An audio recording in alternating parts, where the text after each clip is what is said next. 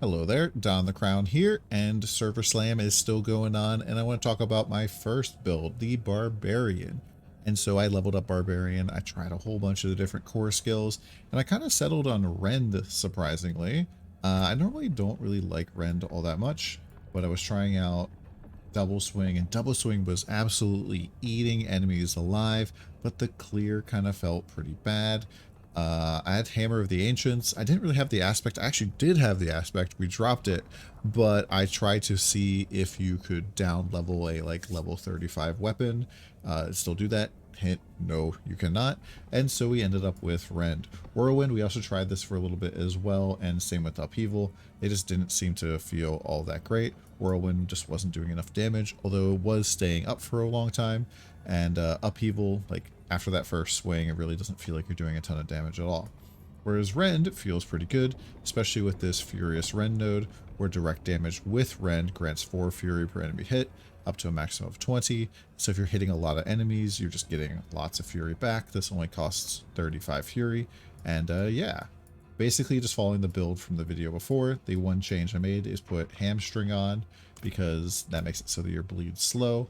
We do have quite a decent amount of gear on this character, probably compared to like our other characters. We kind of got a little bit lucky, especially because we have like a lot of damage to slowed enemies, and we've managed to find a lot of sockets just luckily as we've been going. But yeah, I'll show you basically what's going on here. And it's crazy though, because we are actually just hitting rares and almost two-shotting them with just Rend. You'll see their entire health bar just get filled up with bleed, and it's pretty nice. So we'll just go over this guy, and he's dead. Just spam Rend here. You can see my Fury is staying really high.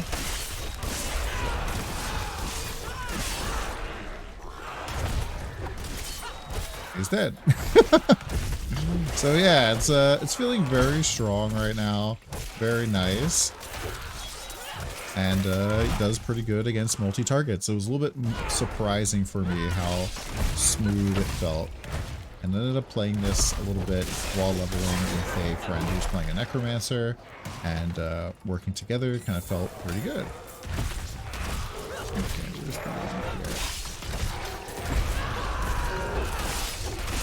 and you get a lot of healings from your shout. Just makes you feel very survivable. And enemies don't really feel like they're doing a lot of damage to us anymore comparative to last time around. I think it's just possible that we kind of know what I'm doing a little bit more this time as opposed to the last time we played. He says, get in the throws. You see like these sacrificial flesh things are just dying in a couple hits, and other elites are going down pretty quick. Now, I'm pretty sure that if I was actually going to continue leveling here, I would drop my leap, just so we can get the thing that like consumes bleed attacks. Whatever that thing's called, Rupture. Yeah, I think Rupture would probably be a pretty good pickup here, especially if playing in a group. You do end up getting a lot of bleed on some targets sometimes, and it's nice just to be able to finish them off. Like right here, I could just rupture this guy and he's dead, but it doesn't really take all that long. You can see this two-shotting rare still. And yeah, so right now I've been farming the 2 dungeons that are at Malnock. And so one's Annika's, the other one's this one, or they're called, but they are both pretty strong. If you know what those are, you know, put those in the comments below. I just go through. You don't even have to complete all of them if you don't like to. The main reason why I'm going through and doing this one complete is so I can show you kind of like what the boss DPS looks like. But if you just go and do half of it, and then leave the dungeon, and then go to the other one, by the time you get back to doing the other one, it'll be reset. And so they definitely nerfed the like ability for you to just sit there and chain reset the same dungeon, which is kind of unfortunate, but these 2 dungeons are so nice and close to each other that it just doesn't really matter. That's just basically what I've been doing. take the conduit.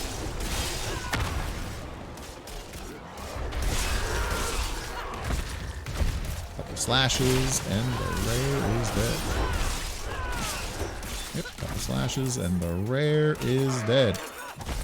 And it just feels pretty good. It feels like a pretty smooth build. I feel very tanky. Yes, I'm playing on World Tier 1. If you're playing on World Tier 2, you're probably making a mistake. There's no real reason to be playing on World Tier 2, except it's like kind of like an ego mode, if you would. The increased difficulty doesn't really match up to the very minuscule damage it provides, or XP, sorry. And there's no increased loot, so why even bother with it?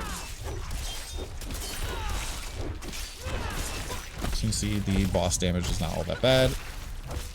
Lunging Strike is very, very strong. It just kind of keeps you up from the boss. And we do have one legendary power that is for Rupture, and it does help a little bit with generating more Fury, but it's kind of like a lucky hit thing, so it's only proccing like every 6th hit or so. As you can see, we just basically just sit here and face tank this bad boy, and just spam a Roni. Slash, slash, slash. Haven't got to see a butcher yet.